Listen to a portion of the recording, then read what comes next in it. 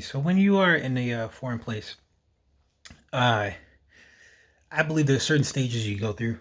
The first stage is like when you hear you get all this new information and you're in survival mode and you're trying to figure out what the heck to do.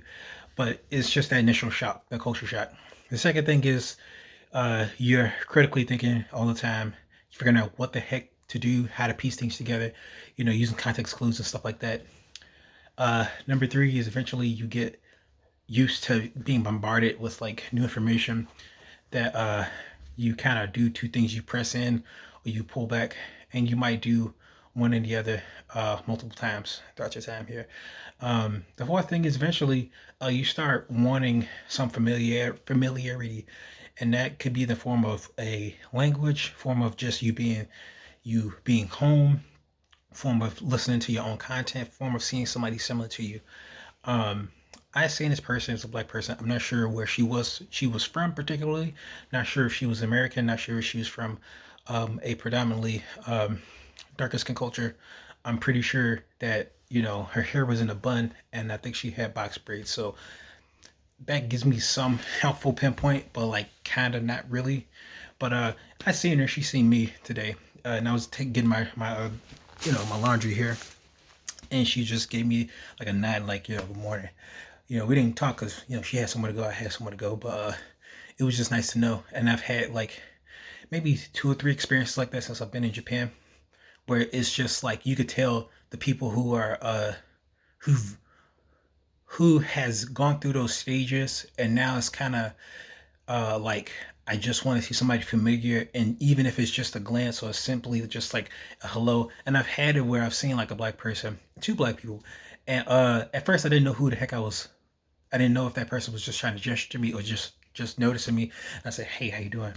And I think I did that several times, and they were pretty friendly people.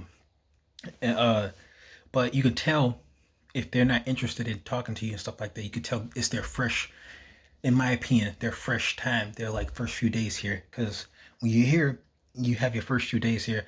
You want to take in the experience. You don't want anything familiar. You came here for a reason, right? You came here abroad to get away from the things that are familiar to the familiar aspects of your life from home. You want to go visit something completely different. But eventually that culture shock wanes off, and eventually, if you're depending on how prepared you are, you might get homesick. uh, you might just get just exhausted, and I think that's it. It's almost like a sense of like traveler's fatigue you get, where you just like, okay, man, all right, I'm tired of seeing all this stuff that's I'm not used to. I'm tired of having to put my brain in critical thinking mode when I go out, because I have to remember stuff. I have to make sure I don't get lost. I have to keep my mind on landmarks. I have to get my dictionary ready if there's stuff I don't know how to say. I have to remember think about how to say this stuff, like especially in Japan.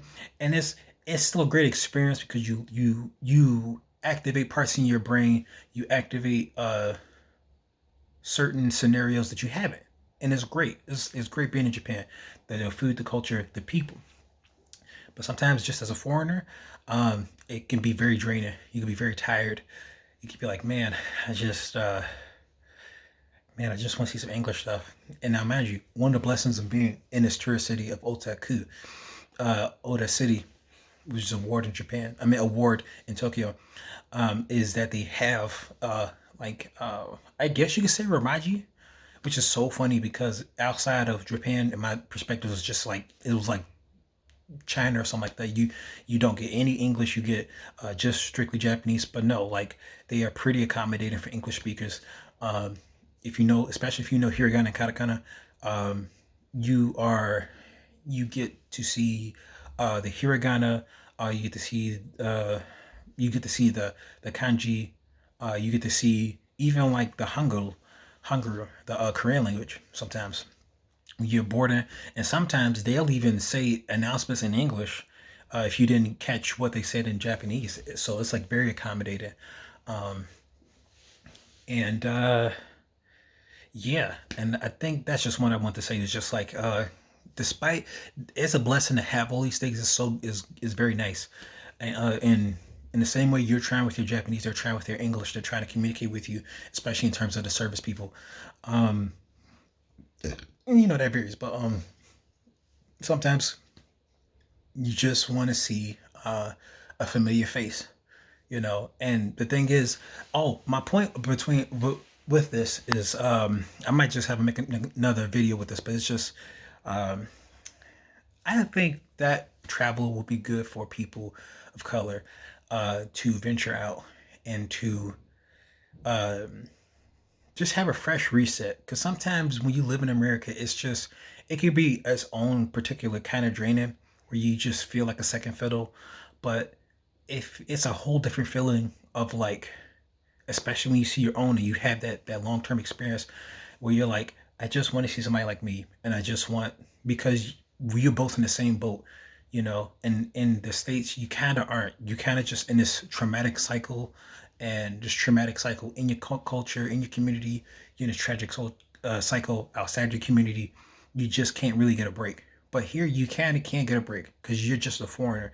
You're not oh, you're a black man. Now, mind you, they have some weird xenophobic stuff and some weird, seemingly racist things, and some weird, seemingly ignorant things about people who appear to look like me.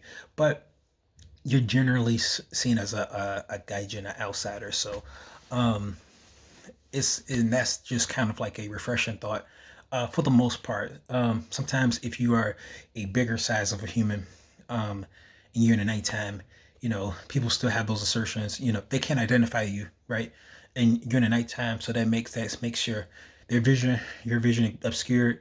And the thing is, I'm viewing them the same way because I'm like, you know, it's the nighttime. I don't know who you are, and you don't know who I am, and we're going through the streets of Japan, and typically, you know, Japan's pretty safe, but your mind can conjure up things you just can't identify. So you're like, you know, even though it could be completely safe, you might be safe, they might be safe, they might mean no harm, you might mean no harm, but it's still the nighttime. You know, you can't identify people.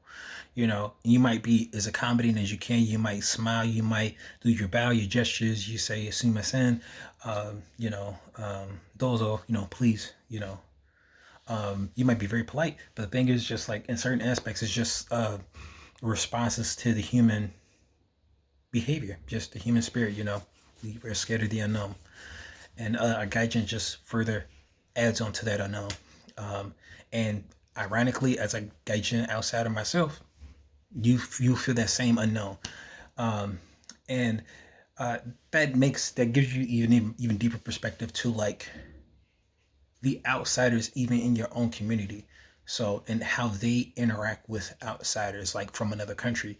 um, but yeah, I just thought that was pretty interesting. Sometimes it's okay to meet a familiar face, and I think that would be very important for Black people to have these out experiences, these outsider experiences, so they know that uh, so they know what it feels like to just not be just seen as like a undesirable, a black sheep, but just to be seen as like an outsider and be like, okay, and then you can get that second chance about feeling like, oh, okay,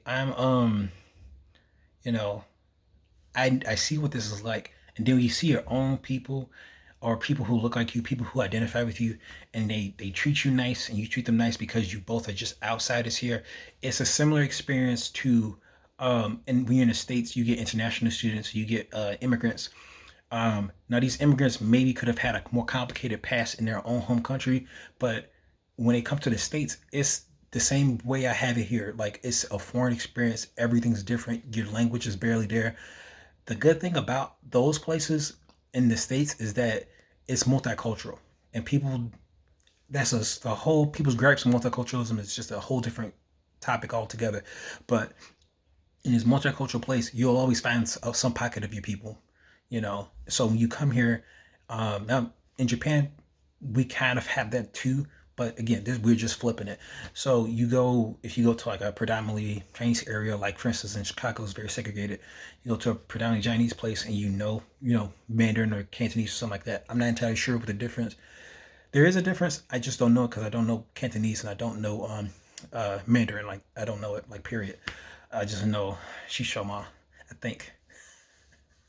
I'm sorry, I don't know. But yeah, you get that foreign that outsider mentality, and you're just like trying to survive. And when you find your own folks, you're like, yo, you know, yo, what's going on? Even though in your own home country, those dynamics might be different between you and that person. In your culture, you might not have talked to a person who looked like you due to whatever personal circumstances that caused that division. But it's because you both are in a separate place, you both kind of huddle together. And it wouldn't even really particularly matter what specific differences you have. You like that person could have been Jamaican. The ladies I could have met could have been Jamaican. The ladies I could have met could have been Congo, could have been African American. They could have been really anything. But so long as we knew that identification, that general identification, we like, yo, we are outsiders. It's okay. You know, we give each other like, that foreigner respect, but at the same time, like a deeper level that's like, it's not deeper, but it's like a bit more complex because it's like, we're just two black people outside the country or out two black people overseas, and so we acknowledge each other in a rather positive sense. That's like, I get it, you out here, I acknowledge you, you out here, you know, we're it's okay, we get it. When we see each other, it's like a piece of home we see, so when we say hey, it's just like, like we get it. It's almost like the black nod, like, yo, what's going on, it's like, I get it. So I think personally that is helpful. I think that's terribly helpful, to get that perspective, because it helps you differentiate. Because when we have negative experiences in our home country, we tend to generalize. And when you be in different scenarios that cause you to just have a different perspective, it causes you to differentiate and have a better, more nuanced perspective, because you get to say, okay, this is a black person, but from where is he from? Where are they from? What context are they from? You know, um, who are they? What are they like? You know, versus if you come to your own state, you're like, okay, this is a black person from this place, from this group, from this thing, and this is possibly the reason why they're acting like this to me. You know, so it's just, it helps you have a better a better sense of just good complication, where you don't have to sit here and generalize and say, oh, they're doing this because of this reason. There's plenty of reasons as to why they could be doing it. So that helps you understand, like, okay, that's probably their problem altogether. So that's what all I want to say is that. All right, bye.